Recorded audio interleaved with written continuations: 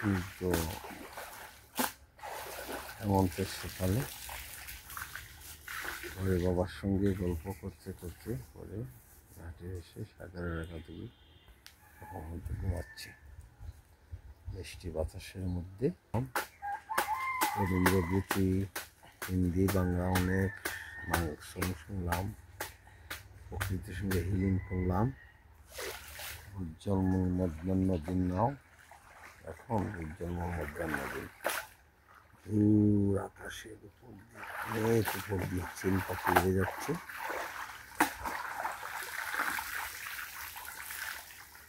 খুব ভালোই লাগে,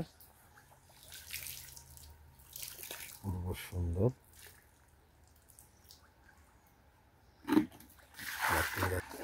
নারকেল গাছ আম গাছ আমার মাথার উপরে, নারকেল গাছ আম গাছ আমার মাথার উপরে আজকে 17th of November. Okay. Monday midday, Monday noon, village Niteshwar.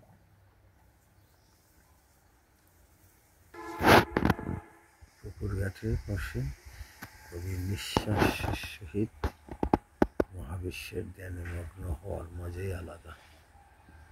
বৃক্ষরাজি অক্সিজেন ছাড়ছে, পানি ছাড়ছে বাতাসে। কি সুন্দর ঠান্ডা আবহাওয়া, মনোমুগ্ধ।